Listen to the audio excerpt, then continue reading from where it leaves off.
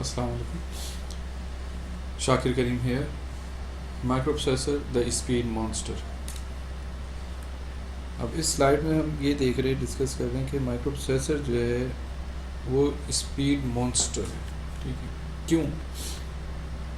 क्योंकि हमारा जो माइक्रोप्रोसेसर है वो सिंगल चिप पे आ चुका है। कहाँ हमारे पास एक एनियन कंप्यूटर था पूरा, वो एक सिंगल माइक्रोप्रोसेसर चिप पे आ चुका है। ठीक है, 80 टन का एक माइक्रोप्रोसेसर, एक कंप्यूटर मेन फ्रेम, वो हमारे पास सिंगल चिप पे मौजूद है।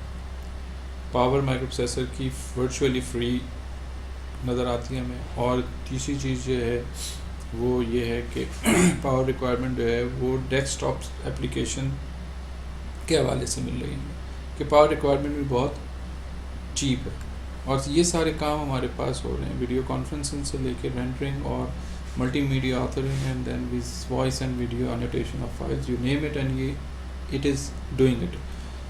Microprocessor is doing it now. ये बड़ी फैसिनेटिंग है हमारे लिए ये चीज़, क्योंकि सेम बिल्डिंग ब्लॉक जो हमारे पास 50 ईयर्स से यूज़ हो रहे हैं, लेकिन हमारे पास सोफिस्टिकेशन बढ़ गई है। मतलब हमारा जो काम है वो बहुत अच्छा हो रहा है, परफॉर्मेंस बहुत ज़्यादा अच्छी हो गई है। लेकिन again the name which is suggesting to the microprocessor is a speed monster. ये टर्म इसके साथ अटैच है, एसोसिएटेड है। क्यों हम माइक्रोप्रोसेसर को स्पीड मॉन्स्टर कह रहे हैं? हम मतलब लिटरेचर इसको स्पीड मॉन्स्टर से क्यों तशबीह दे रहा है?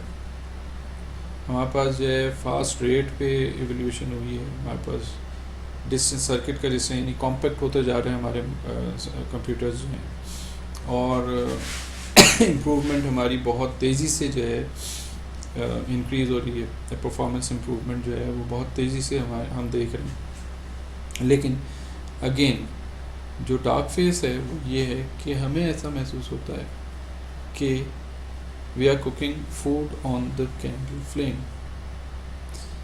ठीक है, मतलब हम माइक्रोप्रोसेसर जो है वो बहुत फास्ट है as compare to the memory. देखें, दो चीज़ों में जंग चल रही है। माइक्रोप्रोसेसर को क्या चीज़ चाहिए? डेटा चाहिए। डेटा कहाँ से आएगा? कहाँ रखा है? कहाँ से वो फैच करेगा डेटा? वो मेन मेमोरी से। तो मेन मेमोरी हमारी स्लो है as compare to the speed of our microprocessor. तो ये जो जंग है इसको हम किस तरह से देख रहे हैं? ये जो जंग हमारे सामने है इसी को हमने पैसिफाई करना है, इसी को हमने बैलेंस करना है। ठीक है, तो परफॉर्मेंस इम्बैलेंस क्या है? परफॉर्मेंस इम्बैलेंस क्या है? वो ये इसको इस तरह से भी देख सकते हैं हम कि अगर मैक्लेरन एक बहुत फास्ट गाड़ी है, स्पोर्ट्स कार है, सब वाकिफ़ हैं, उसका ट्रैक अगर इस तरह का हो, क्या होगा? फेल हो जाएगी मैक्लेरन। तो इसी तरह से माइक्रोप्रोसेसर भी हमारे पास बहुत फास्ट स्पीडी डिवाइस है, स्पीडी एक चिप है, लेकिन अगर हम इसको सही तरह से मेन मेमोरी बार बार मेन मेमोरी रेफरेंसेस करते जाएंगे तो वो स्लो हो जाएगी। ठीक है, तो इस वजह से इसको राइटली फीड करना पड़ेगा। राइटली फीड करने का मतलब क्या है? कुछ टेक्निक्स हैं हमारे पास। वो टेक्निक्स कौन कौन सी हैं? एक टेक्निक है पाइपलाइनिंग, यानी कि मतलब हम डिफरेंट डिपार्टमेंट, डिफरेंट यूनिट्स बना दें और वो यूनिट्स ऐसे हों जो इंडिपेंडेंट हों, डिपेंडेंसी नहीं होनी चाहिए, इंडिपेंडेंट यूनिट हों। वो यूनिट क्या करें? वो पैरेलल काम करें। ठीक है जैसे हमारे पास असेंबली लाइन होती है जिसमें एक हाउसिंग बन रही होती है, साथ साथ पीसीबी की अलग यूनिट होता है, पीसीबी टेस्टिंग का अलग यूनिट होता है। इस तरह से हमारे पास एक फैक्ट्री की असेंबली लाइन बनी हुई होती है, तो उसमें पाइपलाइन यूज़ हो रही होती है। ठीक है, तो यानी कि मतलब जो इंडिपेंडेंट यूनिट्स हैं वो पैरेलल काम कर सकते हैं। ठीक। Number 2, branch prediction. Branch prediction ऐसी टेक्निक है जो हमें ये बताती है कि डिसीजन मेकिंग का जो डायमंड है वो डिसीजन के हवाले से कौन सी रूट को फॉलो करेगा। फॉर एग्जांपल वो ट्रू वाली रूट को फॉलो करेगा या फॉल्स वाले रूट को फॉलो करेगा। जब भी हम डिसीजन मेक करते हैं तो हमारे पास 2 रूट्स आते हैं। ठीक है, या तो वो ट्रू की तरफ जाएगा या फॉल्स की तरफ जाएगा। यानी डिसीजन इज़ राइट डिसीजन क्या होगा कि कि हमने लेट सपोज एक चेक बॉक्स में जो डायमंड में हम चेक करते हैं डिसीजन के लिए कंडीशन ट्रू हो जाती है तो वो एक सेट ऑफ इंस्ट्रक्शंस को फैच करेगा, और अगर फेल हो जाती है तो वो दूसरे सेट ऑफ इंस्ट्रक्शंस को फैच करेगा। तो हमें अगर ये प्रिडिक्ट कर सकें हम कि डिसीजन आएगा क्या before the condition instruction execute, हमें अगर ये पता चल रहा है कि इसका चांस क्या है, तो हम क्या कर सकते हैं, हम वो rightly set of instructions fetch कर सकते हैं। ठीक है, तो इससे हम परफॉर्मेंस बढ़ा सकते हैं। तीसरी चीज़ क्या है, super scalar execution. Super scalar execution का मतलब है मल्टीपल पाइपलाइंस जो है वो एग्जीक्यूशन हो रही है, सिंगल पाइपलाइन नहीं है, सिस्टम में मल्टीपल पाइपलाइंस है। डेटा फ्लो एनालिसिस हमें ये बताता है, ये टेक्निक ये बताती है कि आपके पास जो डेटा है उसमें आपके जो प्रोग्राम है फॉर एग्जांपल उसमें डिपेंडेंसी इंस्ट्रक्शंस की आपस में कितनी है। अगर डिपेंडेंसी ज़्यादा होगी तो वो प्रोग्राम, अगर इंस्ट्रक्शंस की आपस में डिपेंडेंसी ज़्यादा होगी तो वो प्रोग्राम पैरेलल एग्जीक्यूट नहीं हो सकता। अगर डिपेंडेंसीज कम होंगी इंस्ट्रक्शन में वो तो ज़्यादा पैरेलल परफॉर्म हो सकती हैं इंस्ट्रक्शंस। फॉर एग्जांपल एक इंस्ट्रक्शन है मूव AX, BX, दूसरी इंस्ट्रक्शन इससे फ़ौरन बाद लिखिए मूव CX, DX, और तीसरी इंस्ट्रक्शन कहती है ऐड AX, CX।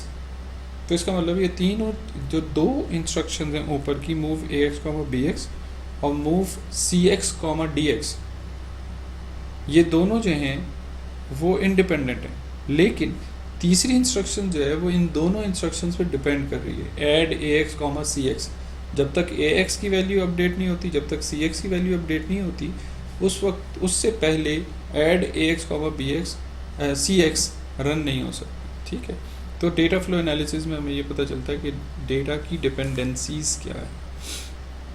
और चौथा है स्पेक्युलेटिव एग्जीक्यूशन। स्पेक्युलेटिव एग्जीक्यूशन का मतलब है कि हम स्पेक्युलेशंस के थ्रू एग्जीक्यूशंस का परफॉर्म करते हैं। जैसे स्टॉक एक्सचेंज में होता है, प्रिडिक्ट करते हैं हम कि कौन सी इंस्ट्रक्शन ज़्यादा चांसेस हैं उसके रन होने के, कौन सी के कम चांसेस हैं, कौन सा डेटा पाथ एक्सेस होगा, कौन सा डेटा पाथ कब एक्सेस होगा।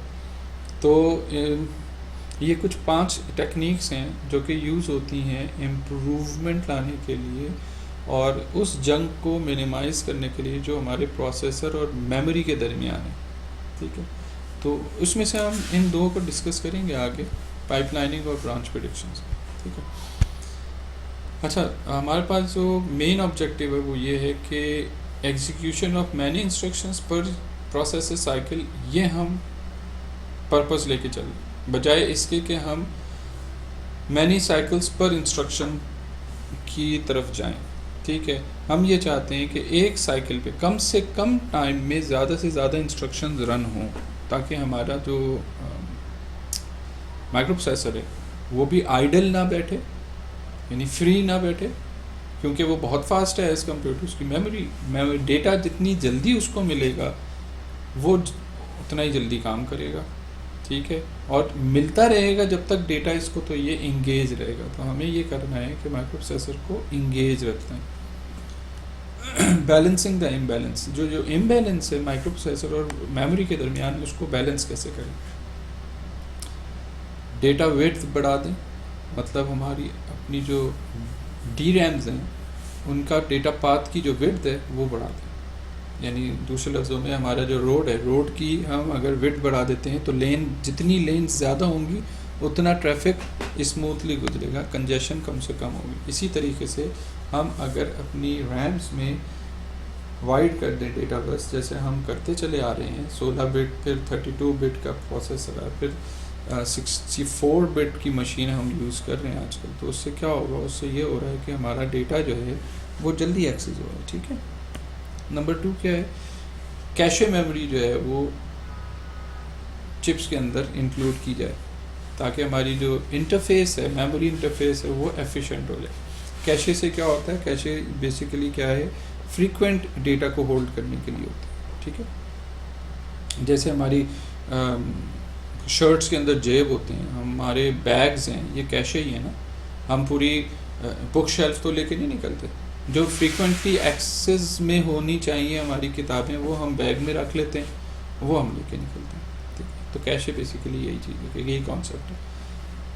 Reduce the frequency of memory access, memory access का जो फ्रीक्वेंसी है वो कम से कम करें। यानी कि मतलब इसका मतलब ये है कि इसको अगर एनालॉजी लें तो मेन मार्केट कम से कम जाना होगा मेरा।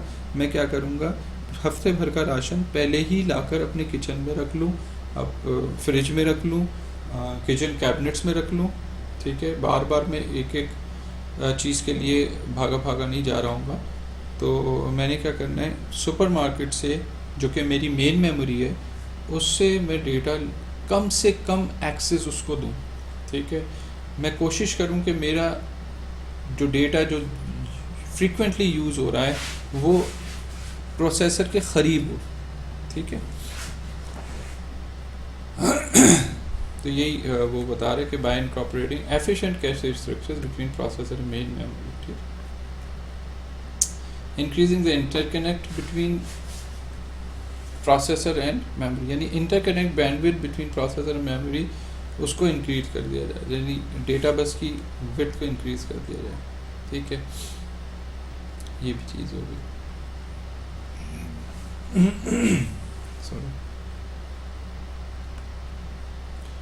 ये हमने इम्प्रूवमेंट देखी, increase in hardware speed of processor, increase the size of speed of caches, reduce the frequency of memory access, use parallelism.